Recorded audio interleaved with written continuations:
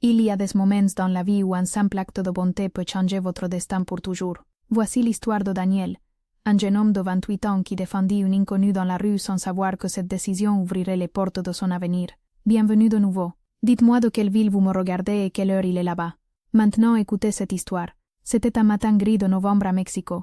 Daniel Hernandez ajustait pour la 3e fois sa cravate devant le miroir en buée de sa petite salle de bain. Le reflet qui lui rendait son regard montrait un homme jeune aux cernes profonds et à l'expression mêlant espoir et désespoir. Son appartement dans la colonie Roma ne faisait que 20 mètres carrés de réalité crue. Les murs étaient couverts d'affiches motivationnelles qu'il avait imprimées dans une papeterie voisine. Le succès est la somme de petits efforts, disait l'une d'elles. Tandis qu'une autre proclamait « Votre attitude détermine votre altitude ». Mais ce matin-là, même toutes les affiches du monde ne pouvaient calmer les nerfs qui lui rongeaient l'estomac. Sur son bureau en bois bon marché, un calendrier montrait 9 mois d'entretien marqués de cercles rouges, 9 mois de refus polis, de phrases comme « Nous vous recontacterons » qui ne se matérialisaient jamais en appel, de nuits blanches à se demander ce qu'il faisait de travers. Son diplôme d'administration des entreprises était accroché au mur comme un rappel constant de ses rêves et de la pression familiale qu'il portait sur ses épaules. Ses parents, ouvriers dans une fabrique textile de Naucalpan, avaient tout sacrifié pour qu'il puisse étudier. Chaque peso qu'ils avaient investi dans son éducation était une dette émotionnelle que Daniel sentait grandir jour après jour. Avez-vous déjà ressenti cela? Cette pression de ne pas décevoir ceux qui ont cru en vous. L'entretien de ce matin-là était différent. Innovatex, une entreprise technologique située à Polanco, avait montré un intérêt réel pour son profil. Ce n'était pas juste un autre entretien de courtoisie. Daniel avait enquêté pendant des semaines sur la compagnie. Il savait qu'elle se spécialisait dans les technologies durables et qu'elle avait un fort engagement envers la responsabilité sociale. C'était exactement le type d'endroit où il rêvait de travailler. Il rangea son curriculum dans une pochette plastique qu'il avait utilisée tant de fois que les bords commençaient à s'effilocher. Ses mains tremblèrent légèrement en fermant la porte de son appartement. Le métro l'attendait, et avec lui, une autre opportunité de changer sa vie. Le trajet de Roma Norte à Polanco était un voyage entre deux mondes. Daniel observait par la fenêtre du métro comment les bâtiments modestes laissaient place à des tours de verre et d'acier. Chaque station l'approchait d'un avenir qui semblait tangible mais toujours fuyant. Il arriva à la station Polanco avec 20 minutes d'avance. Parfait. Il aurait le temps de réviser ses réponses une fois de plus, de se convaincre que cette fois serait différente. Mais le destin avait d'autres plans.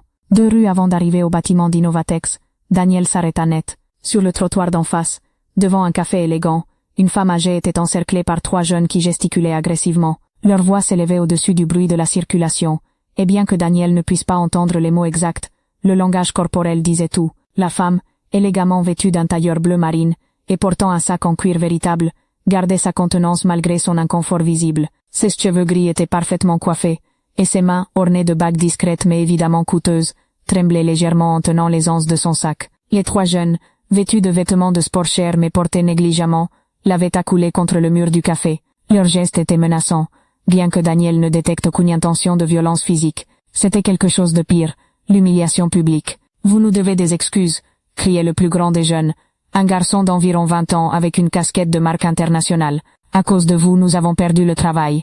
Tout parce que nous ne vous avons pas plu. » La femme secoua la tête, tentant d'expliquer quelque chose d'une voix calme, mais les jeunes ne la laissaient pas parler. Le second plus corpulent se moqua. « Bien sûr, maintenant vous allez dire que ce n'était pas votre faute. Les gens comme vous trouvent toujours des excuses. » Daniel sentit une chaleur familière dans la poitrine. C'était la même sensation qu'il avait éprouvée à l'école quand il voyait qu'on embêtait les enfants plus petits. La même indignation qui l'avait poussé à défendre sa petite sœur quand les voisins se moquaient de ses chaussures usées. Il regarda sa montre, 15 minutes avant l'entretien. Aussi que les gens ne résistent pas au changement lui-même. Ils résistent au changement qui menace ce qu'ils valorisent le plus. Correct. Et quoi d'autre? Daniel réfléchit plus profondément. Que mon travail n'est pas de convaincre les communautés d'accepter nos programmes. C'est de comprendre ce dont elles ont besoin et ensuite de trouver comment nos ressources peuvent servir ces besoins. Teresa sourit avec approbation. Maintenant vous commencez à comprendre pourquoi ce travail est si complexe et pourquoi il est nécessaire. Au cours des semaines suivantes, Daniel se jeta dans son nouveau rôle avec une passion qui le surprit lui-même. Chaque jour apportait de nouveaux défis, nouvelles communautés, nouveaux problèmes à résoudre. Il voyagea dans des villages ruraux où la connectivité Internet changeait la façon dont les jeunes voyaient leurs options dans la vie. Il travailla avec des communautés indigènes urbaines qui essayaient de maintenir les pratiques traditionnelles tout en s'adaptant aux emplois et horaires de la ville. Il assista à des réunions avec des fonctionnaires qui promettaient du soutien mais livraient des obstacles bureaucratiques. Et il apprit à naviguer ces obstacles sans perdre de vue les besoins communautaires. Mais son plus grand défi arriva plus tôt que prévu. 3 semaines après le début de son nouveau poste, Teresa l'appela dans son bureau un vendredi après-midi. « Daniel, dit-elle, Souvenez-vous des investisseurs internationaux que j'ai mentionnés lors de votre premier jour. Oui, répondit Daniel, sentant immédiatement un nœud dans l'estomac. Ils arrivent lundi. Et notre présentation à leur attention a été avancée à cause de changements dans leur emploi du temps. Au lieu d'avoir 2 semaines pour préparer, vous avez ce week-end. Teresa lui tendit un dossier épais. Voici leur profil, leurs investissements précédents, ce qu'ils disent rechercher, et ce qu'ils recherchent vraiment. Daniel ouvrit le dossier et parcourut rapidement les matériaux. Les investisseurs représentaient un consortium de firmes de capital risque européennes et américaines avec des milliards sous gestion. Ils considéraient un investissement de 50 millions de dollars dans les programmes sociaux d'Innovatex. Daniel fit une pause, traitant les chiffres, c'est plus d'argent que tous nos programmes actuels combinés. Oui, dit Teresa gravement, cela pourrait nous permettre d'aider des milliers de familles en plus, créer des centaines d'emplois supplémentaires, élargir nos programmes éducatifs exponentiellement. Mais, Daniel sentait qu'il y avait plus. Mais, Teresa soupira et se renfonça dans sa chaise. Ils veulent optimiser nos métriques d'impact et rationaliser nos protocoles d'engagement communautaire. Même sans connaître tous les détails, Daniel comprenait l'inquiétude. Ces expressions étaient du langage corporatif pour standardiser les processus, réduire l'interaction face à face et prioriser les résultats mesurables sur les relations significatives. Qu'est-ce qu'ils veulent exactement changer, demanda-t-il. Teresa ouvrit un autre dossier sur son bureau. Au lieu de notre approche actuelle et de passer des mois à apprendre à connaître chaque communauté avant d'implémenter des programmes, ils veulent que nous déployions des solutions éprouvées qui peuvent être implémentées à travers de multiples communautés simultanément. Daniel sentit son estomac chuter davantage. Au lieu de programmes de formation personnalisés qui respectent les traditions locales, ils veulent utiliser des modules en ligne évolutifs qui peuvent atteindre plus de personnes plus efficacement. Et au lieu de notre approche actuelle de développement de leadership communautaire, ils veulent travailler avec des partenaires locaux approuvés, ce qui signifie généralement des politiciens locaux ou des familles riches qui peuvent garantir des résultats rapides. Daniel ferma les dossiers et regarda directement Teresa. Donc ils veulent éliminer tout ce qui fait que nos programmes fonctionnent actuellement. Dans leur esprit, ils veulent éliminer tout ce qui rend nos programmes inefficaces. Corrigea Teresa. Ce ne sont pas des gens maléfiques, Daniel. Ils croient sincèrement que leur approche aidera plus de personnes. Mais êtes-vous d'accord? Teresa resta silencieuse pendant un long moment. J'ai bâti cette entreprise pendant 35 décennies en n'acceptant jamais d'argent qui venait avec des conditions qui compromettraient nos valeurs, dit-elle finalement. Mais je suis aussi responsable de tous nos employés, de toutes les familles que nous aidons actuellement, et de toutes les communautés qui nous font confiance. Elle regarda par sa fenêtre vers la ville s'étalant en bas. Si je rejette cet investissement, nous continuerons à aider les gens, mais lentement. Cela pourrait prendre 10 ans pour atteindre les communautés que nous pourrions atteindre en 2 ans avec leur financement. Daniel comprenait le poids de la décision. C'était le dilemme classique de maintenir les principes versus l'impact maximal. Mais si vous acceptez leurs conditions, si nous acceptons leurs conditions, nous pourrions aider des milliers de personnes de plus initialement. Mais chaque communauté recevrait moins d'attention personnalisée, moins de solutions culturellement appropriées, et probablement des résultats moins durables. Teresa se retourna vers Daniel. Et votre travail ce lundi est de présenter notre approche actuelle d'une manière qui les convainc que nos méthodes inefficaces sont en fait plus efficaces à long terme. Daniel passa tout le week-end immergé dans les données, rapports, témoignages et mesures de résultats de chaque programme qu'Innovatex avait implémenté au cours des 5 dernières années. Il interviewa par téléphone des dirigeants communautaires, révisa la recherche académique sur le développement durable et analysa des études de cas d'autres entreprises qui avaient pris des dollars d'investissement similaires. Ce qu'il trouva renforça tout ce qu'il avait appris pendant son court temps à l'entreprise. Les programmes construits sur des relations authentiques et une compréhension culturelle avaient des taux de réussite dramatiquement plus élevés, une meilleure satisfaction communautaire et des résultats plus durables que les programmes implémentés par des approches standardisées. Mais il trouva aussi quelque chose d'inquiétant. Les investisseurs avaient des raisons d'être sceptiques. Plusieurs autres entreprises socialement responsables avaient utilisé un langage similaire à Innovatech, mais avaient livré des résultats décevants quand elles avaient été mises à l'échelle. Le lundi matin arriva plus vite que Daniel ne le voulait. Il rencontra Teresa dans son bureau à 7 heures pour faire une révision finale de leur présentation. « Êtes-vous prêt ?» demanda-t-elle, paraissant aussi calme que toujours mais avec une légère tension autour des yeux qui révélait ses propres nerfs. « Aussi près que possible », répondit Daniel honnêtement. « Mais Teresa, j'ai besoin de savoir quelque chose avant que nous entrions dans cette réunion. S'il rejette notre proposition et se retire de l'investissement, est-ce que cela mettrait l'entreprise dans une position difficile ?» Teresa considéra la question soigneusement. Cela signifierait croître plus lentement que prévu. Cela signifierait refuser certaines opportunités d'aider des communautés que nous aurions pu aider avec leur financement. Cela signifierait être plus créatif pour trouver des ressources alternatives. Elle fit une pause. Mais cela ne signifierait pas compromettre qui nous sommes. Les investisseurs arrivèrent précisément à 9 heures. 3 hommes et 2 femmes, tous impeccablement habillés, tous portant des tablettes et smartphones qu'ils vérifiaient continuellement pendant les présentations. Ils étaient professionnels, polis, et projetaient l'air d'avoir vu chaque proposition d'affaires concevable plusieurs fois avant. L'investisseur principal, un homme nommé Robert Harrison, avait des cheveux grisonnants et des yeux intelligents qui ne rataient rien. Sa poignée de main était ferme et brève, et Daniel sentit immédiatement qu'il était quelqu'un qui valorisait l'efficacité par-dessus la construction de relations. « Madame Morales, Monsieur Hernandez, dit-il après que les présentations furent complètes, nous avons révisé vos matériaux extensivement. Innovatex a des résultats impressionnants, mais nous croyons qu'il y a des opportunités significatives pour développer ces résultats plus efficacement. Nous sommes impatients d'entendre vos pensées, répondit Teresa diplomatiquement. La présentation commença avec Robert décrivant leur philosophie d'investissement et partenariat réussi précédents. Chaque exemple qu'ils partagèrent mettait l'emphase sur la croissance rapide, la couverture large et les résultats quantifiés impressionnants. Notre analyse suggère, dit Patricia Wong, une des investisseuses femmes, qu'Innovatex pourrait tripler son impact dans 18 mois en implémentant des mesures d'efficacité éprouvées que nous avons utilisées avec d'autres partenaires.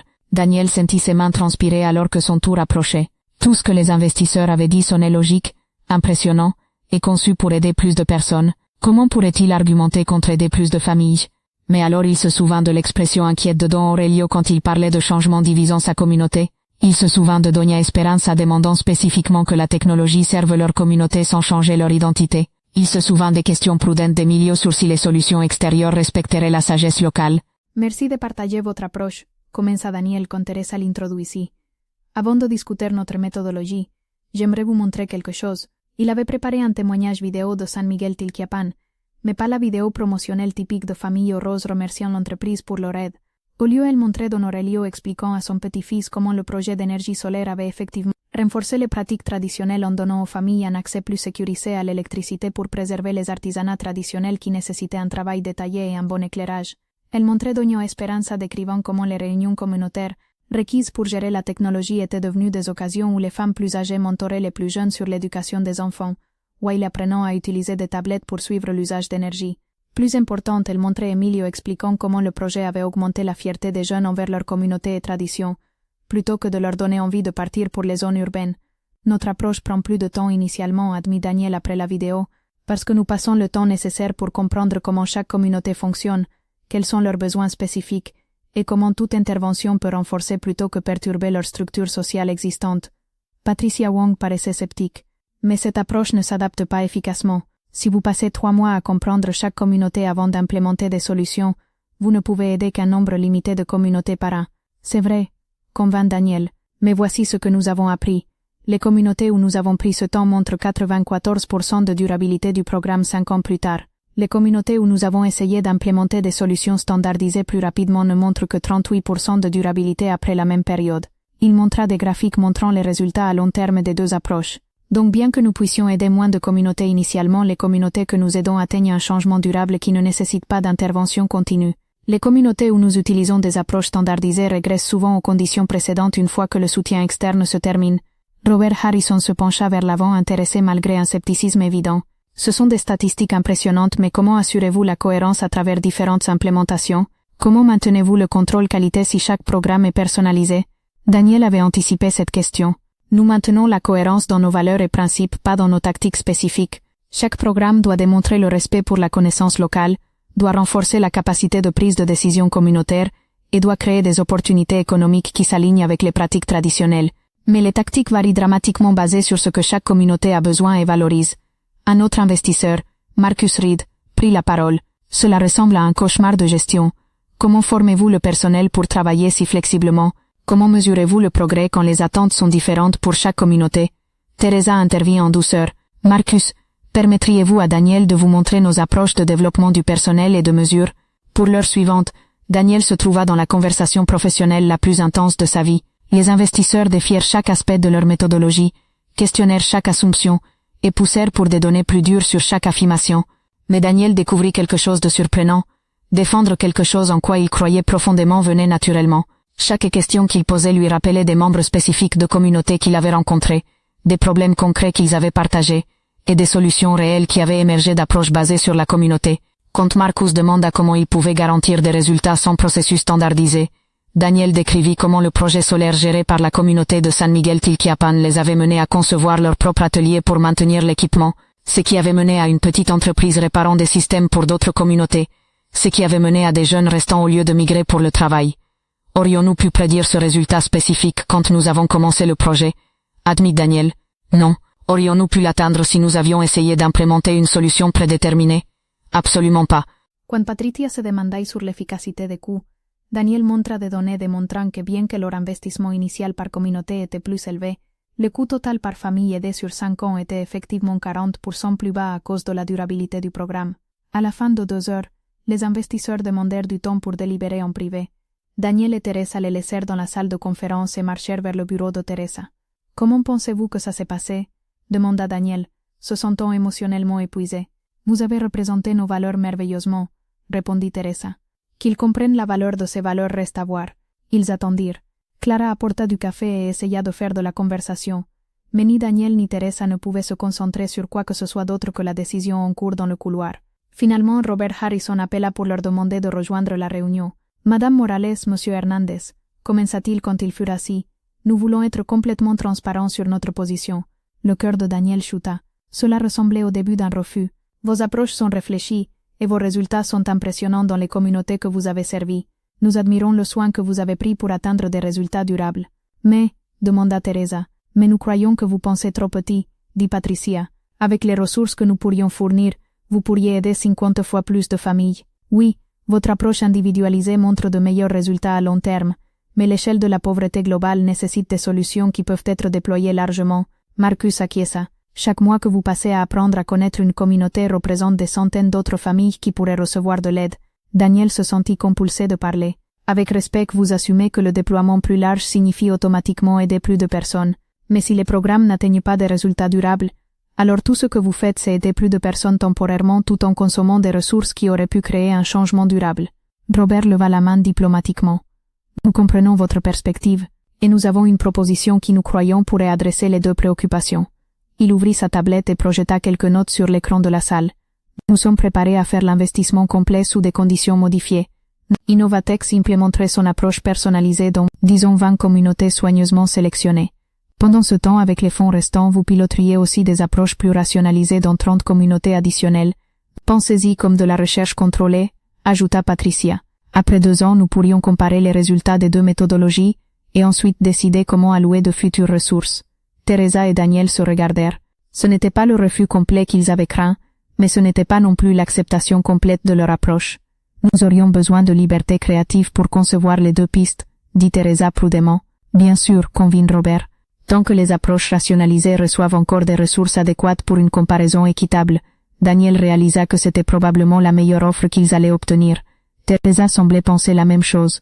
Pouvons-nous avoir jusqu'à demain pour considérer votre proposition? Demanda Teresa. Absolument, dit Robert. C'est une grande décision pour tous les impliqués. Après le départ des investisseurs, Daniel et Teresa restèrent en silence pendant plusieurs minutes. Qu'en pensez-vous? Demanda finalement Teresa. Daniel avait lutté avec la même question. Cela ressemble à un compromis qui pourrait fonctionner, admit-il. 20 communautés développées de notre façon, c'est 20 communautés de plus qui reçoivent le type d'attention et de respect qu'elles méritent. Et si notre approche est vraiment plus efficace, les résultats de comparaison devraient le démontrer clairement. Mon souci, dit Teresa, est que mener des programmes parallèles pourrait créer des tensions internes. Le personnel travaillant sur les programmes rationalisés pourrait avoir l'impression de livrer un service inférieur. Les communautés pourraient entendre parler d'autres communautés recevant plus d'attention individualisée et se sentir lésées. Daniel acquiesça. C'était de vrais risques. Mais aussi, continua Teresa, 50 communautés mal aidées pourraient encore être mieux que 20 communautés bien aidées, si le besoin est assez grand. C'était le dilemme fondamental du travail social. Perfection versus échelle. Qualité versus quantité. Profondeur versus largeur. Teresa, dit Daniel après plus de réflexion. Que se passerait-il si nous approchions ça comme une vraie opportunité de recherche? Que se passerait-il si nous nous dédiquions à documenter chaque aspect des deux approches, mesurer chaque résultat auquel nous pouvons penser, et ensuite partager ces résultats publiquement? Que voulez-vous dire? Je veux dire que se passerait-il si nous utilisions ce pilote de 2 ans pour créer une étude de cas définitive sur le développement basé sur la communauté? Quelque chose que d'autres organisations pourraient utiliser pour prendre leurs propres décisions sur la méthodologie. L'expression de Teresa s'éclaircit légèrement. Donc au lieu de juste prouver que notre approche fonctionne pour nos investisseurs, prouver que notre approche fonctionne pour tout le secteur du développement. Exactement. Transformons le compromis en opportunité d'apprentissage qui bénéficie à tout le monde. Teresa sourit complètement pour la première fois de la journée. Daniel, je pense que vous venez de trouver comment transformer un investissement potentiellement problématique en contribution vraiment précieuse pour le domaine. Ils passèrent le reste de cette journée à planifier comment structurer l'approche duale d'une manière qui servirait les deux communautés efficacement tout en générant une recherche valable. Le lendemain matin, ils appelèrent Robert Harrison et acceptèrent l'investissement avec leurs modifications proposées. 6 mois plus tard, Daniel se trouvait debout sur la place du village d'une petite communauté appelée San José de la Cruz, regardant une célébration qui illustrait parfaitement pourquoi leur approche basée sur la communauté s'avérait réussie. La communauté avait reçu leur second round de financement pour un projet d'énergie renouvelable élargi, mais au lieu de simplement installer plus de panneaux solaires, ils avaient conçu un système de partage d'énergie entre 3 communautés voisines qui préservait l'indépendance de chaque village tout en créant une interdépendance économique. Les jeunes de San José s'étaient formés comme techniciens et gagnaient maintenant des revenus stables en maintenant des systèmes throughout la région. Les résidents plus âgés avaient transformé des artisanats traditionnels en petites entreprises qui pouvaient opérer avec de l'électricité fiable, et les enfants utilisaient l'accès Internet pour se connecter avec leurs cousins dans d'autres communautés plutôt qu'uniquement avec les centres urbains. Pendant ce temps, Daniel avait aussi suivi les progrès dans les communautés de programmes rationalisés. Les résultats étaient mitigés. Les communautés où les interventions standardisées s'alignaient bien avec les besoins et structures existants montraient de bons résultats, mais les communautés où les solutions prédéterminées ne s'ajustaient pas tout à fait luttaient, et certaines commençaient à demander des modifications qui ressemblaient de plus en plus à l'approche personnalisée traditionnelle d'Innovatex. Plus importante, Daniel documentait tout, ce qui fonctionnait, ce qui ne fonctionnait pas, et pourquoi.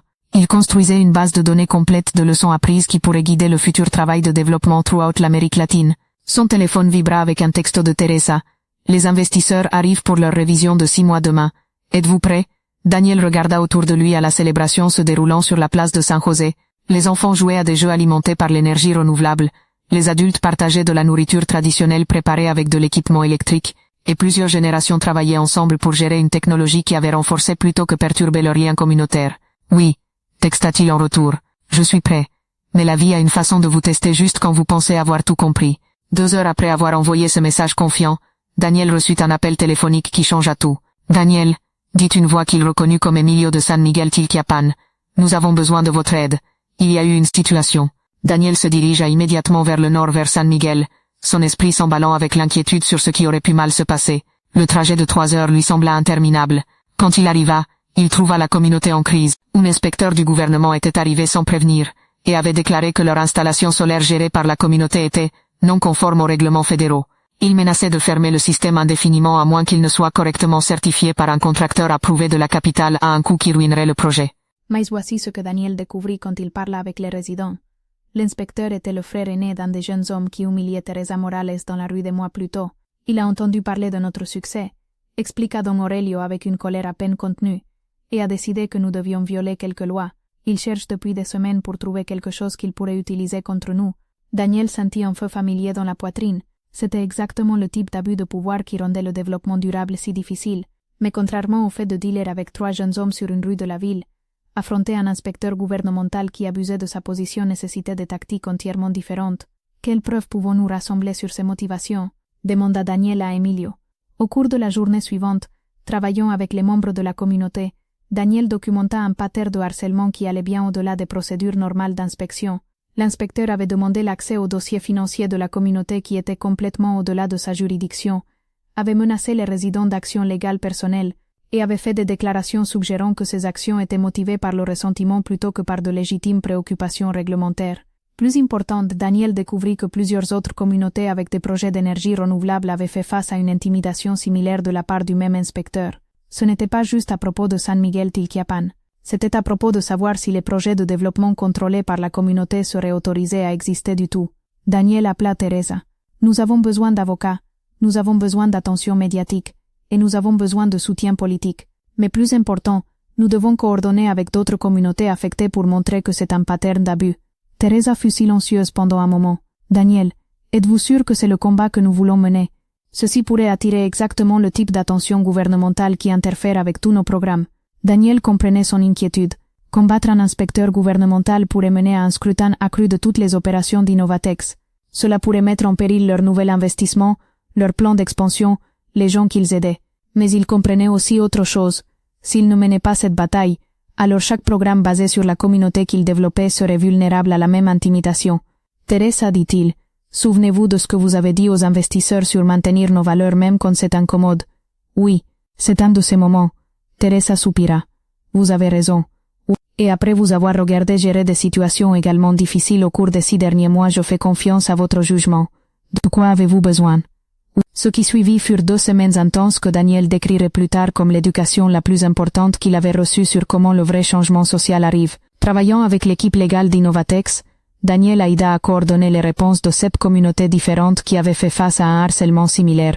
Ils documentèrent tout, déposèrent des plaintes formelles avec les agences de surveillance appropriées, et plus important, générèrent une attention médiatique qui attira le soutien d'organisations de droits indigènes et de groupes environnementaux throughout le Mexique. Les investisseurs d'Europe et d'Amérique regardèrent ces développements avec d'abord de l'inquiétude, puis un respect grandissant. Au lieu d'une entreprise qui évitait le conflit pour protéger son profit, ils virent une entreprise qui était prête à défendre sa mission même quand c'était personnellement coûteux. L'inspecteur gouvernemental fut éventuellement remové de sa position après qu'une investigation formelle confirma l'abus de son autorité. Plus importante, la publicité autour du cas mena à de nouvelles politiques protégeant les projets de développement gérés par la communauté du harcèlement par les fonctionnaires locaux. Mais la vraie victoire arriva pendant la réunion de révision des 6 mois des investisseurs. Madame Morales, Monsieur Hernandez, dit Robert Harrison, quand nous avons initialement considéré investir dans Innovatex, nous étions impressionnés par vos résultats mais inquiets de l'évolutivité. Daniel se prépara pour ce qui venait. Après avoir regardé comment vous avez géré l'expansion simultanée tout en défendant les droits communautaires, nous avons atteint une nouvelle conclusion sur l'évolutivité. Patricia Wong prit la relève. Le type d'échelle qui importe n'est pas juste d'atteindre plus de communautés plus rapidement. C'est de créer un modèle durable qui peut être répliqué par d'autres organisations tout en maintenant la qualité et l'intégrité. Ce qui est exactement ce que vous avez fait. Ajouta Marcus Reed. Votre documentation de méthodologie basée sur la communauté devient une ressource que d'autres organisations de développement demandent déjà d'accéder. Robert acquiesça.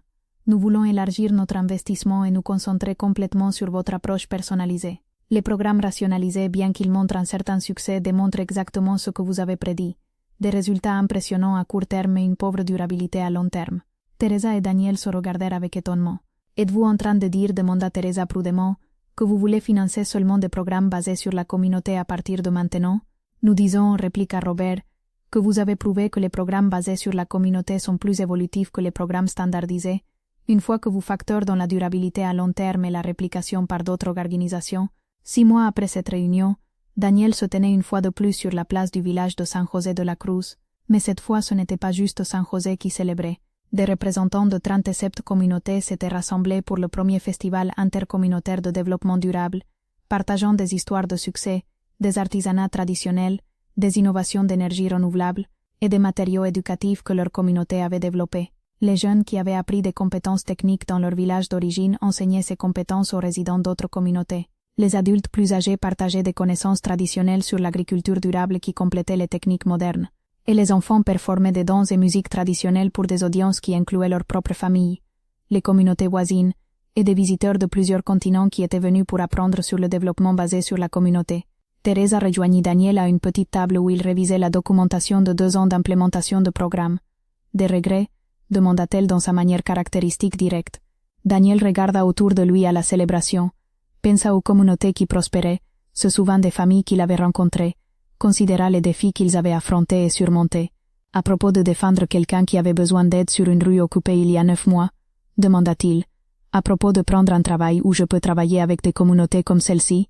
À propos de me battre pour des programmes qui servent vraiment les gens au lieu de juste servir les politiciens. Il fit une pause et sourit. Mon seul regret est qu'il m'a fallu 9 mois de recherche d'emploi pour trouver cet endroit. Teresa rit. Et mon seul regret est qu'il m'a fallu 35 ans de direction de cette entreprise pour trouver quelqu'un qui comprenait instinctivement à quoi ressemble le vrai développement communautaire. Mais aussi parfait que ce moment paraissait, Daniel savait que le succès en travail social n'est jamais permanent.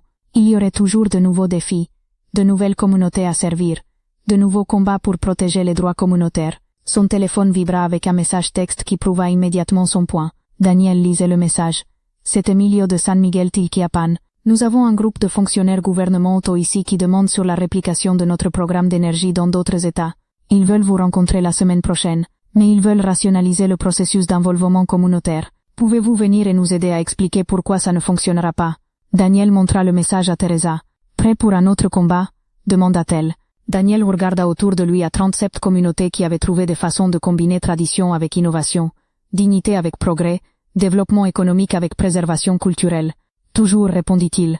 Alors que la célébration continuait autour d'eux, Daniel réfléchit sur combien sa vie avait changé depuis ce matin où il avait fait face à un choix entre convenance personnelle et aider un étranger. Il avait appris que le vrai succès n'était pas à propos de réussite individuelle, mais de contribuer à quelque chose de plus grand que soi. Il avait appris que le changement durable nécessitait un respect profond pour les communautés et relations existantes, et il avait appris que parfois les décisions les plus importantes que nous prenons sont celles où nous choisissons de faire attention à la dignité d'autres personnes même quand personne ne regarde. Plus important, il avait appris que le travail significatif nécessite à la fois compétence et courage. Compétence pour comprendre les problèmes complexes profondément, et courage pour agir même quand le chemin vers l'avant est incertain. Y a-t-il eu un moment dans votre vie où un simple acte de bonté a ouvert des portes que vous n'aviez jamais attendues? Une décision d'aider quelqu'un d'autre qui a fini par transformer votre propre avenir? L'histoire de Daniel nous rappelle que notre caractère est révélé non dans les choses que nous faisons quand les gens regardent, mais dans les choses que nous faisons quand nous pensons que personne ne saura jamais. Parfois, aider un étranger sur une rue occupée n'est pas juste à propos de ce moment. Parfois, c'est à propos de qui vous choisissez de devenir. Aujourd'hui, Daniel continue à travailler chez Innovatex, maintenant comme directeur du développement communautaire. Les programmes qu'il a aidé à concevoir sont répliqués throughout l'Amérique latine, et il y a 2 semaines, il a reçu un appel d'une récente diplômée universitaire qui avait entendu parler de leur travail. « Mon nom est Anna », dit-elle. « Je cherche un travail où je peux faire une vraie différence, mais je veux savoir comment c'est vraiment de travailler quelque part où vous n'avez jamais à compromettre vos valeurs. » Daniel sourit, se souvenant de sa propre recherche d'emploi désespérée juste 2 ans plus tôt. « C'est challengeant », lui dit-il. « Ça nécessite que vous pensiez profondément, travailliez créativement, et parfois vous battiez pour ce en quoi vous croyez. Mais si vous êtes prêt à faire ces choses, c'est le travail le plus satisfaisant que vous puissiez imaginer. »« Je suis prête », répondit Anna sans hésitation. « Alors venez pour un entretien, » dit Daniel. « Mais avant, laissez-moi vous demander quelque chose. Si vous voyez une personne être traitée injustement dans la rue, que feriez-vous? »« Je l'aiderai, » répondit Anna immédiatement. « Je ne pourrai pas juste passer mon chemin. »« Alors vous vous intégrerez parfaitement ici, » lui dit Daniel. « Certaines histoires finissent avec un seul moment de triomphe, d'autres finissent avec un seul moment de réalisation. Mais les meilleures histoires, celles qui nous changent le plus fondamentalement, finissent avec un engagement à continuer, à choisir quotidiennement de voir d'autres personnes comme dignes de dignité, à choisir constamment la communauté over la commodité, à choisir répétitivement le courage over le confort. L'histoire de Daniel finit où elle a commencé, avec un choix de faire attention à l'humanité d'autres personnes, spécialement quand cela nous coûte quelque chose de le faire. Avez-vous déjà vécu ou connu quelqu'un qui a vécu quelque chose de similaire? Une situation où faire ce qui était correct n'était pas ce qui était le plus pratique, mais s'est avéré être ce qui était le plus important. Je vous invite à partager votre propre histoire dans les commentaires. Chaque acte de bonté, chaque moment où nous choisissons l'empathie over l'indifférence, chaque décision de défendre quelqu'un qui a besoin de notre aide, toutes ces petites décisions créent un monde où chaque personne peut trouver sa place et son but. Et si cette histoire vous a touché le cœur, si elle vous a fait réfléchir sur les moments de votre propre vie où vous avez dû choisir entre convenance personnelle et faire ce qui était correct, donnez un like et partagez-la avec quelqu'un qui a besoin d'entendre que ces actes de bonté comptent vraiment. Abonnez-vous pour plus d'histoires sur des personnes qui ont découvert que les moments les plus petits de décence humaine peuvent ouvrir les plus grandes portes d'opportunité et de changement. Parce qu'à la fin nous cherchons tous notre place dans le monde, et parfois la façon la plus inattendue de trouver cette place est d'aider quelqu'un d'autre à trouver la sienne d'abord. S'il s'impliquait, il pourrait arriver en retard. Tout ce qu'il avait planifié, toute la préparation, pourrait être gâché en un moment d'impulsion. Mais la femme leva les yeux, et pendant un instant leurs regards se croisèrent. Dans ses yeux, Daniel vit quelque chose qu'il reconnut immédiatement, la solitude de celui qui fait face à l'injustice sans personne pour le soutenir. Il ne put continuer à marcher. « Excusez-moi » dit Daniel en s'approchant du groupe. Sa voix sonnait plus ferme qu'il ne se sentait. « Y a-t-il un problème ici ?» Le jeune à la casquette se retourna avec une expression défiante. « Ça ne vous regarde pas, monsieur. Nous parlons à madame de quelque chose de personnel. J'ai l'impression que madame préférerait que cette conversation ne continue pas, » répondit Daniel en se positionnant de manière à former une barrière subtile entre les jeunes et la femme. « Et vous attirez trop l'attention. » C'était vrai. Plusieurs passants s'étaient arrêtés pour observer, bien qu'ils gardent la distance prudente qui caractérise les habitants de toute grande ville. Daniel savait que cette attention ne favorisait pas les jeunes. « Et qu'est-ce que vous allez nous faire ?»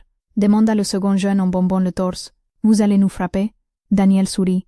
Mais ce n'était pas un sourire amical, c'était le sourire qu'il avait appris dans les rues de son quartier, celui qui disait « Je ne cherche pas les problèmes, mais je n'en ai pas peur. »« Je n'ai pas besoin de frapper qui que ce soit, » dit-il calmement. « Vous êtes 3 jeunes en train d'embêter une dame âgée en pleine rue. Il y a déjà des gens qui filment avec leur téléphone. Vous croyez que ça vous fait bien paraître ?» Les jeunes regardèrent autour d'eux et remarquèrent effectivement que plusieurs piétons tenaient leur portable en l'air, À l'ère des réseaux sociaux, être le protagoniste d'une vidéo virale de harcèlement n'était quelque chose que personne ne voulait. En plus, continua Daniel, si vous avez vraiment un conflit professionnel avec madame, ce n'est ni le lieu ni la manière de le résoudre. Il existe des instances légales pour cela. Ce que vous faites ici ne fait que vous nuire. Le troisième jeune, qui était resté silencieux jusque-là, murmura quelque chose à ses compagnons. Daniel remarqua qu'il était le plus jeune des trois, probablement mineur. Écoutez, dit Daniel en adoucissant le ton, je comprends que vous puissiez être frustré si vous avez le sentiment d'avoir été traité injustement. Mais attaquer quelqu'un dans la rue ne va pas arranger votre situation. Ça ne va que l'empirer. La femme, qui était restée silencieuse, parla pour la première fois depuis l'arrivée de Daniel. Jeune homme, je vous remercie de votre intervention, mais je peux gérer cette situation. Sa voix avait une autorité naturelle qui surprit tout le monde, Daniel inclus. Ce n'était pas la voix tremblante d'une victime, mais celle de quelqu'un habitué à prendre le contrôle des situations difficiles. Bien sûr, madame, répondit Daniel, je voulais juste m'assurer que tout allait bien. Le jeune à la casquette, visiblement mal à l'aise avec l'attention qu'il recevait et l'intervention de Daniel, fit un geste de mépris. Ce n'est pas fini, marmonna-t-il, plus pour sauver la face que comme une vraie menace.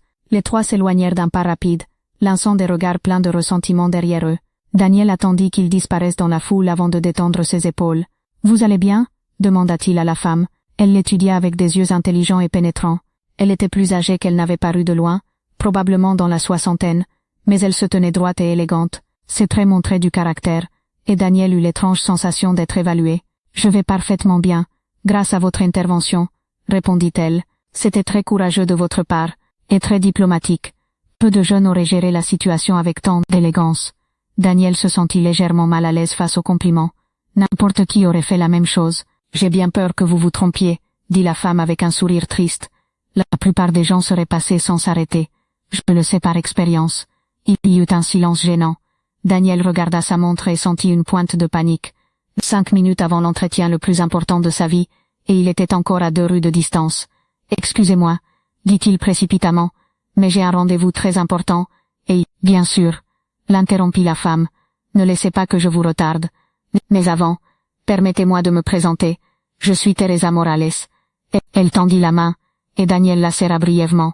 Il remarqua qu'elle portait une bague avec un sceau qui semblait ancien et précieux. « Daniel Hernandez, » répondit-il. « Ce fut un plaisir de vous rencontrer, Madame Morales. »« J'espère que vous n'aurez plus de problème avec ces jeunes. J'en suis certaine, » dit-elle avec un sourire énigmatique. « Bonne chance pour votre rendez-vous, jeune Hernandez. » Daniel acquiesça rapidement et s'éloigna d'un pas accéléré. En courant les derniers mètres vers le bâtiment d'Innovatex, il ne put s'empêcher de se demander qui était vraiment Teresa Morales. Quelque chose dans sa façon de parler, dans son maintien, indiquait que ce n'était pas une personne ordinaire. Mais il n'avait pas le temps de réfléchir à cela. L'entretien de sa vie l'attendait. Le bâtiment d'Innovatex était une tour moderne de 30 étages qui s'élevait comme un géant de verre et d'acier au cœur de Polanco. Son hall était décoré d'éléments mêlant modernité et tradition mexicaine, des fresques contemporaines incorporant des éléments préhispaniques, des plantes indigènes dans des pots en céramique artisanale, et des meubles design utilisant des bois mexicains. Daniel arriva exactement à l'heure, les joues rougies par la course et le cœur encore accéléré par la rencontre précédente. La réceptionniste, une jeune femme impeccablement habillée, lui sourit professionnellement. « Bonjour, Daniel Hernandez. J'ai rendez-vous avec Monsieur Jorge Castillo des Ressources Humaines. »« Bien sûr, Monsieur Hernandez. Veuillez prendre un siège. Monsieur Castillo descendra dans quelques minutes. » Daniel s'assit dans l'un des élégants canapés du hall, tentant de se tranquilliser. Il révisa mentalement ses réponses préparées, mais son esprit dérivait constamment vers Teresa Morales. Il y avait quelque chose de familier en elle, bien qu'il soit sûr de ne l'avoir jamais vue auparavant. « Monsieur Hernandez », une voix masculine le tira de ses pensées. Devant lui se tenait un homme d'environ 45 ans, grand et mince, vêtu d'un costume gris impeccable. Ses manières étaient correctes mais distantes, le genre de professionnel qui avait vu des milliers d'entretiens et avait développé une cuirasse de courtoisie civilisée. « Je suis Jorge Castillo, directeur des ressources humaines. Ravi de vous connaître. » Ils se serrèrent la main et Jorge le guida vers les ascenseurs. Pendant le trajet au 10e étage, Jorge posa des questions de courtoisie sur le trafic et le temps, mais Daniel remarqua qu'il l'observait d'un œil critique. Chaque réponse était analysée, chaque geste évalué. La salle de réunion où se déroulerait l'entretien avait une vue spectaculaire sur la ville. De cette hauteur, Mexico s'étendait comme un océan infini de bâtiments, de rues et de vies entremêlées. Daniel se demanda combien d'histoires comme la sienne se développaient en ce moment même là-bas en bas. « Avant de commencer, » dit Jorge en s'asseyant face à Daniel, « je dois vous demander, pourquoi êtes-vous arrivé exactement à l'heure ?» La plupart des candidats ont tendance à arriver avec 10 ou 15 minutes d'avance. C'était une question inattendue. Daniel sentit que c'était un terrain miné. Il ne pouvait pas mentir, mais ne voulait pas non plus donner l'impression que ses priorités n'étaient pas centrées sur l'entretien. Je suis arrivé largement à l'heure dans le quartier, répondit-il prudemment. Mais j'ai été témoin d'une situation dans la rue qui nécessitait attention. Une personne âgée était embêtée par des jeunes et j'ai jugé nécessaire d'intervenir. Jorge haussa un sourcil. Intervenir comment? J'ai parlé avec eux. Je les ai convaincus de se retirer sans causer plus de problèmes. Je vois. Jorge prit une note dans son bloc. Et vous n'avez pas pensé que cela pourrait affecter votre ponctualité pour un entretien important? Et c'était une question piège. Et Daniel le savait. Il pouvait répondre oui, qu'il avait été imprudent, et passer pour quelqu'un qui ne pense pas aux conséquences de ses actes, ou il pouvait défendre sa décision, et semblait être quelqu'un qui ne priorise pas correctement. J'ai considéré les deux aspects, répondit-il finalement. Mais je suis arrivé à l'heure à l'entretien, et la personne qui était embêtée ne l'est plus. Je crois qu'on peut accomplir plus d'une chose si on s'organise bien. Pour la première fois depuis qu'ils se connaissaient, Jorge sourit. Ce n'était pas un large sourire, mais il était sincère. Et perspective intéressante, dit-il. Parlons de votre expérience académique. L'entretien se déroula pendant l'heure suivante. Jorge lui présenta des cas hypothétiques, des situations de gestion de conflits, des questions sur le leadership et le travail d'équipe. Daniel sentit qu'il se débrouillait bien, que ses réponses étaient solides et réfléchies. Mais il y avait quelque chose de plus dans la dynamique. Jorge semblait chercher quelque chose de spécifique, quelque chose qui allait au-delà des compétences techniques habituelles. Ces questions se centraient beaucoup sur des thèmes de valeurs, d'éthique d'entreprise et de responsabilité sociale. Dites-moi, dit Jorge en se penchant vers la bande, que savez-vous de la culture organisationnelle d'Innovatex? Daniel avait enquêté exhaustivement. Il savait tout sur les programmes de responsabilité sociale de l'entreprise, sur son engagement envers les communautés indigènes, sur ses politiques de durabilité. Mais plus important, il savait que tout cela n'était pas seulement des stratégies marketing. Innovatex ne se présente pas seulement comme une entreprise technologique, répondit Daniel. Elle se présente comme une entreprise mexicaine qui utilise la technologie pour renforcer les traditions et communautés du pays. J'ai vu qu'elle a des programmes de préservation culturelle, de soutien aux artisans indigènes, d'éducation technologique dans les communautés rurales. Et cela vous semble important? Cela me semble essentiel, dit Daniel sans hésiter. Une entreprise qui oublie ses racines culturelles, peut être financièrement réussie, mais ne sera jamais vraiment significative. Le succès sans identité est vide. Jorge nota quelque chose de plus dans son bloc. Daniel ne put lire ce qu'il écrivait, mais remarqua que l'expression du directeur s'était imperceptiblement adoucie. Une dernière question, monsieur Hernandez. Si je vous disais que ce poste nécessite de travailler occasionnellement avec des communautés qui peuvent être sceptiques envers les entreprises privées, des communautés qui ont été blessées par des promesses non tenues dans le passé, comment géreriez-vous cette situation? Daniel pensa à sa propre expérience, à sa propre méfiance envers les grandes entreprises, héritées de parents qui avaient vu des usines fermées et des emplois disparaître sans explication. Je crois que la seule façon de travailler avec des communautés qui ont été blessées est avec une honnêteté complète, répondit-il. Je ne promettrai rien que je ne puisse accomplir. J'écouterai beaucoup avant de parler, et je comprendrai que leur scepticisme est justifié par des expériences réelles. Jorge ferma son bloc et se leva. Monsieur Hernandez, cela a été un entretien très intéressant. Nous vous contacterons dans la semaine pour vous informer des étapes suivantes. C'était la même phrase que Daniel avait entendue des dizaines de fois auparavant, mais quelque chose dans le ton de Jorge lui donna de l'espoir. Ce n'était pas le nous vous contacterons automatique de quelqu'un qui a déjà pris une décision négative. Cela sonnait sincère. Ils se dirent au revoir dans le hall et Daniel sortit du bâtiment avec un mélange d'épuisement et d'expectative. Il avait donné le meilleur de lui-même. Le reste ne dépendait pas de lui.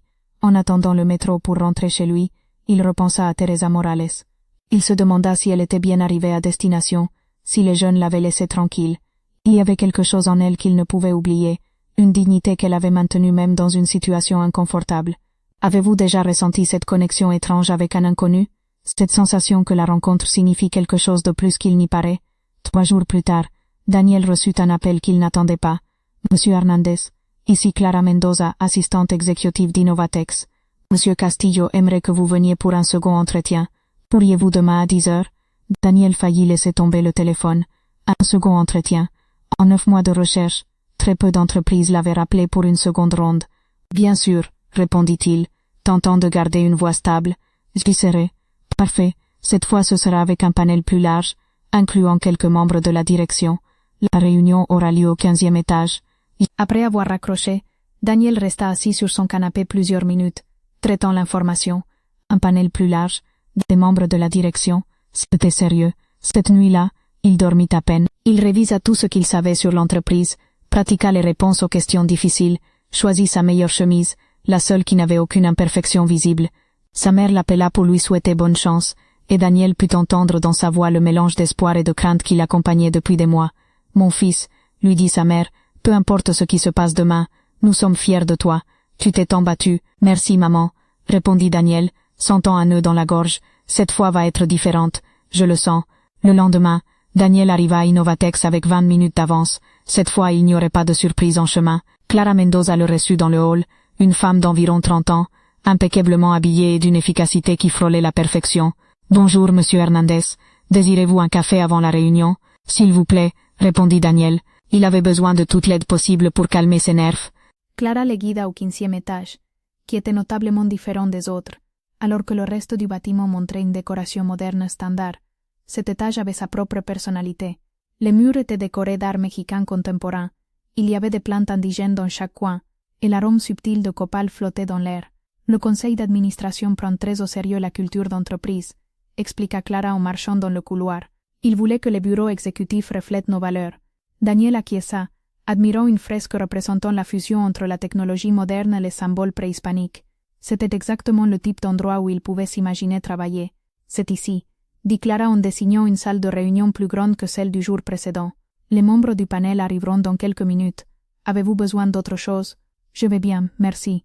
Clara se retira, et Daniel resta seul dans la salle, regardant par les fenêtres vers la forêt de Chapultepec. De cette hauteur, il pouvait voir des familles se promener entre les arbres, de jeunes couples prenant des photos, des enfants courant librement. Cela lui rappela qu'il existait une vie au-delà des bureaux et des costumes, au-delà de l'anxiété constante pour l'avenir. La porte s'ouvrit, et Jorge entra suivi de 2 autres personnes. Daniel reconnut immédiatement l'une d'elles. C'était Teresa Morales. Pendant un moment qui parut éternel, Daniel resta paralysé. Teresa le regarda avec le même sourire énigmatique qu'elle avait montré 3 jours plus tôt dans la rue. Mais maintenant il y avait quelque chose de plus dans son expression, un mélange d'amusement et d'approbation. « Monsieur Hernandez, » dit Jorge, inconscient du choc de Daniel, « permettez-moi de vous présenter notre équipe directive. Voici Madame Carmen Ruiz, notre directrice des ressources humaines corporatives. » Carmen était une femme d'environ 50 ans avec une présence imposante et un sourire chaleureux. « Ravi de vous connaître, Monsieur Hernandez. J'ai entendu des choses très intéressantes sur vous.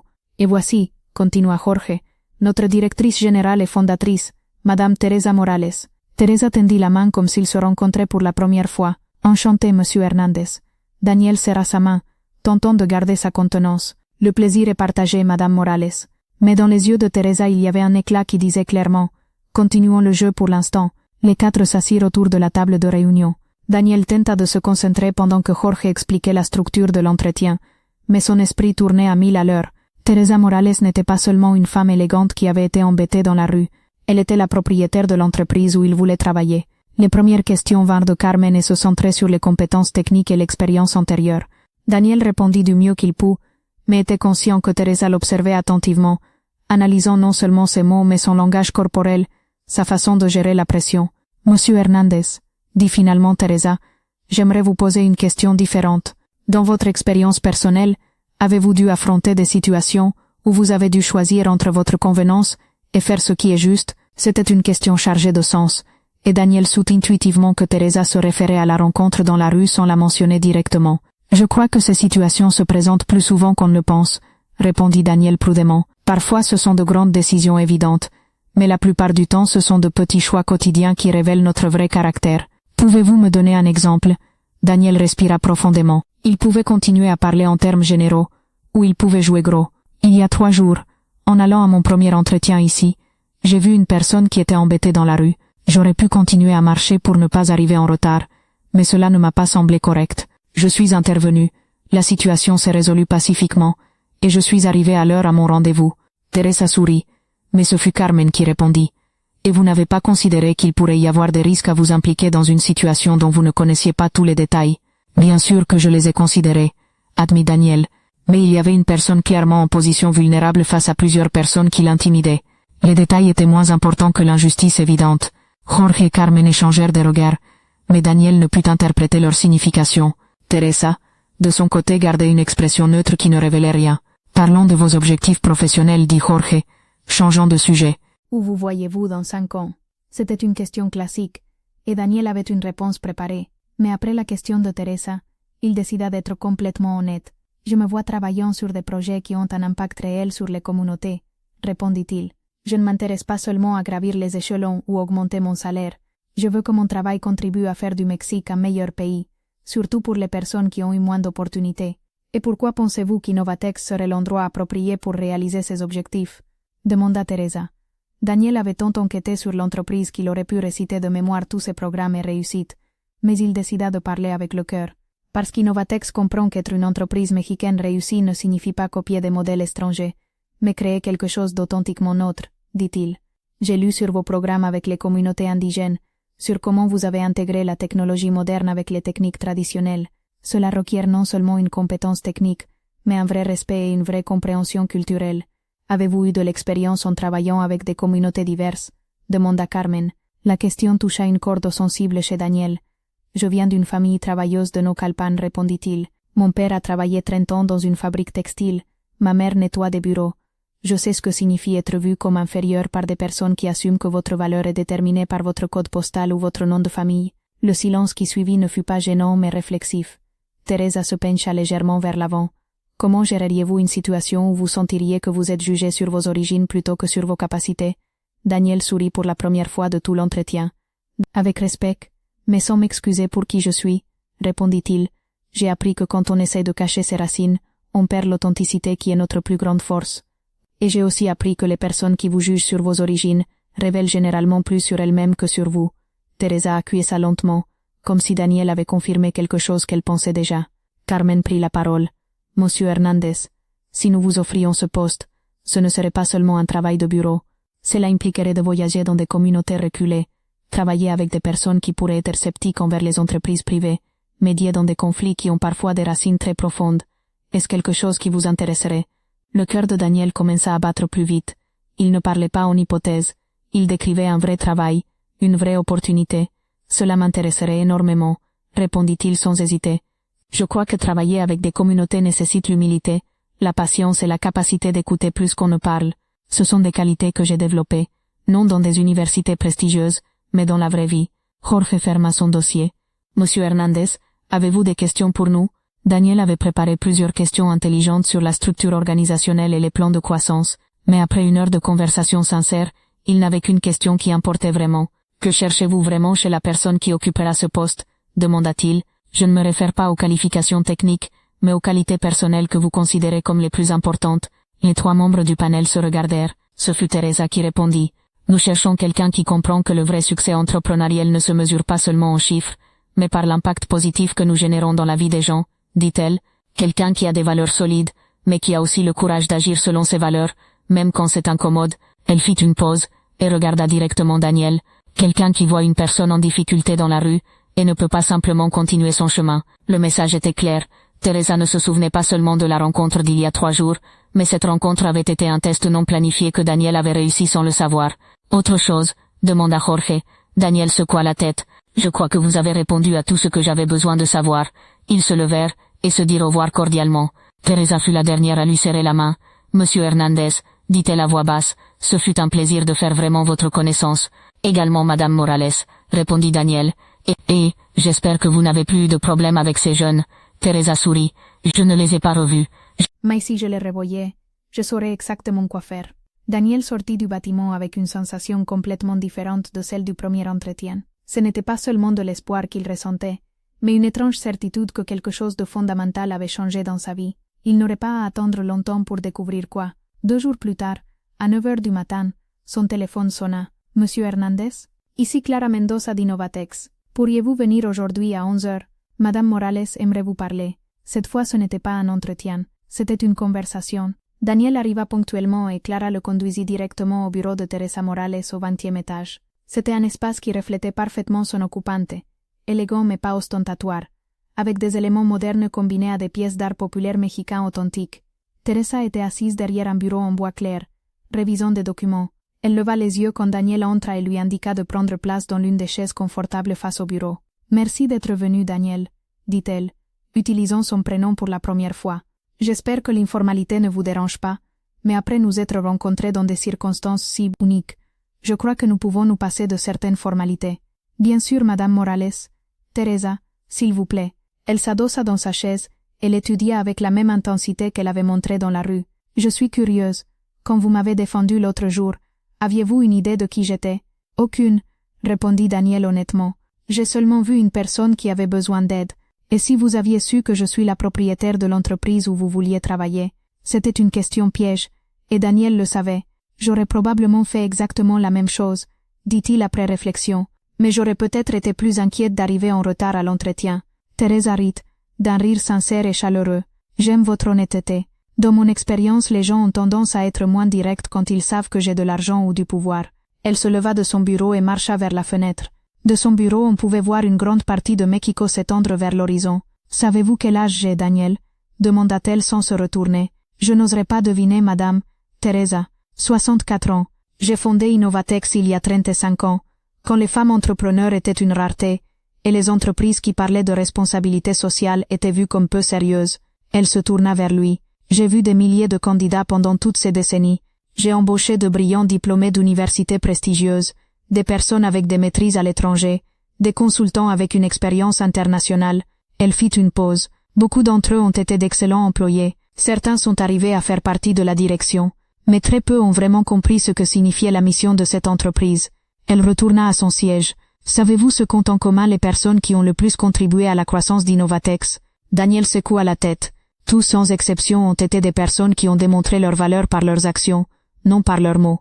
Des personnes qui, quand elles étaient seules et que personne ne les observait, ont pris des décisions qui révélaient leur vrai caractère. Le message était clair, mais Daniel ne voulait rien supposer.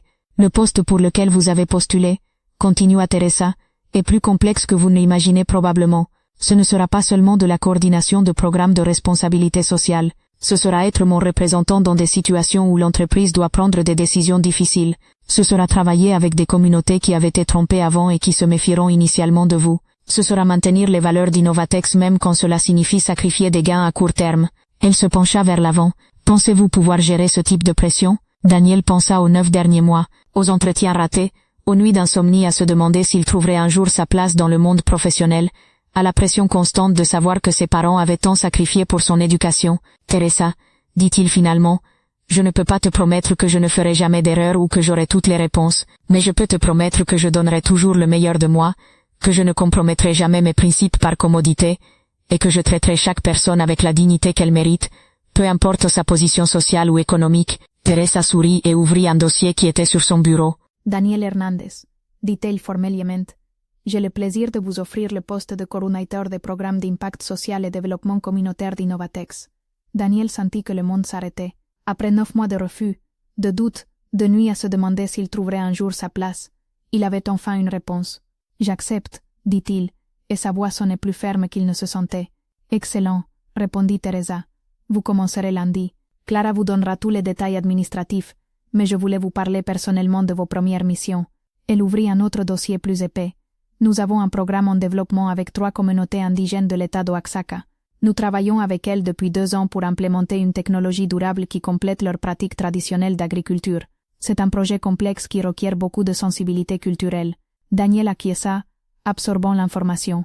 Nous avons aussi l'intention d'élargir notre programme de bourses éducatives pour les jeunes des communautés rurales. Actuellement, nous offrons 20 bourses annuelles, mais nous voulons augmenter cela à 150 dans les 3 prochaines années. Teresa ferma le dossier et le regarda directement. Mais votre première mission va être quelque chose de différent. Dans 2 semaines, nous avons une visite d'investisseurs internationaux qui considèrent financer l'expansion de plusieurs de nos programmes. Ils viendront avec leurs propres idées sur comment nous devrions gérer la responsabilité sociale. Votre travail sera de vous assurer qu'ils comprennent quelle est vraiment notre vision et pourquoi elle est importante. Quel type d'idées apporte-t-il? Demanda Daniel. Le type d'idées qui sonne très bien dans des présentations PowerPoint mais qui ignorent la réalité des communautés avec lesquelles nous travaillons, répondit Teresa avec un ton qui révélait des années d'expérience avec ce type de situation. Il croit que l'efficacité signifie tout standardiser, que le progrès signifie abandonner les traditions, que le succès se mesure uniquement en retour sur investissement. Daniel commença à comprendre l'ampleur de ce qui lui était confié. Et si je n'arrive pas à les convaincre, alors nous chercherons d'autres sources de financement, répondit Teresa sans hésitation. Une leçon que j'ai apprise il y a longtemps. Il vaut mieux croître lentement en gardant ses valeurs que croître rapidement en perdant son âme. Le téléphone sonna sur le bureau de Teresa. La voix de Clara arriva par le haut-parleur. Teresa, le représentant de la communauté de San Miguel Tilquiapan demande à te parler du projet d'énergie solaire. Timing parfait, dit Teresa à Daniel. Voulez-vous observer votre première réunion de travail? Les représentants de San Miguel Tilquiapan furent reçus dans une salle de réunion spéciale que Teresa avait conçue spécifiquement pour les rencontres avec les dirigeants communautaires.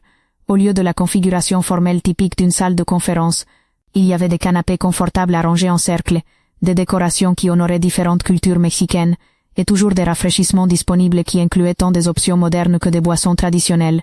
Daniel s'assit discrètement sur le côté pendant que Teresa, accompagnée de Carmen des ressources humaines, recevait 3 représentants de la communauté, Don Aurelio, un homme âgé avec une dignité impressionnante, Doña Esperanza, une femme d'âge moyen dont les yeux montraient à la fois chaleur et détermination, et Emilio, un jeune d'environ l'âge de Daniel qui servait de traducteur entre les générations au sein de la communauté. Don Aurelio, Doña Esperanza, Emilio, salua Teresa en se levant et saluant chacun avec un respect sincère. Quel plaisir de vous revoir.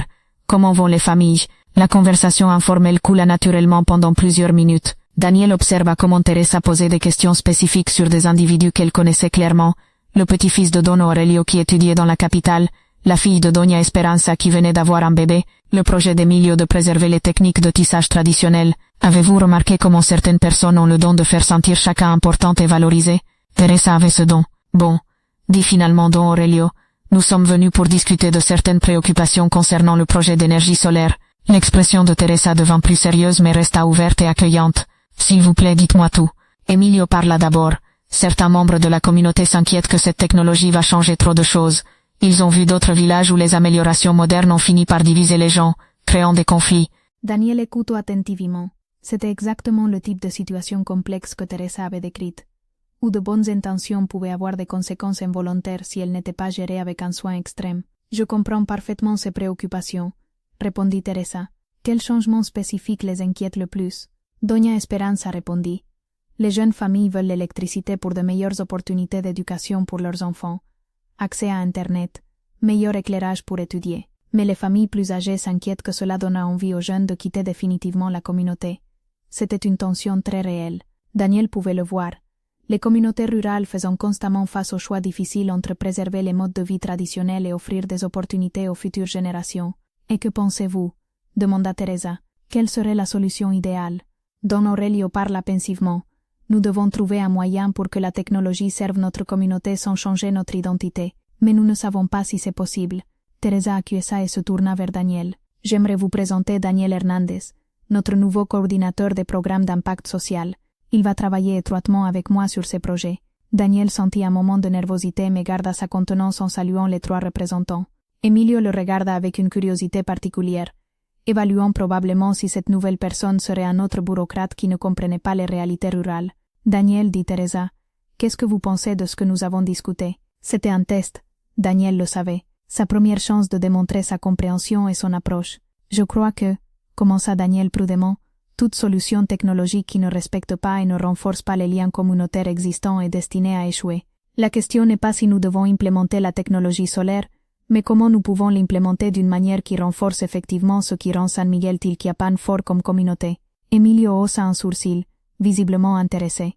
Comme quoi, par exemple, continua Daniel, prenant confiance en s'organisant ses pensées, au lieu d'installer des systèmes individuels dans chaque maison, que se passerait-il si nous concevions un système communautaire où la maintenance et la gestion nécessitent de la collaboration, où accéder à l'électricité requiert de participer aux décisions communautaires?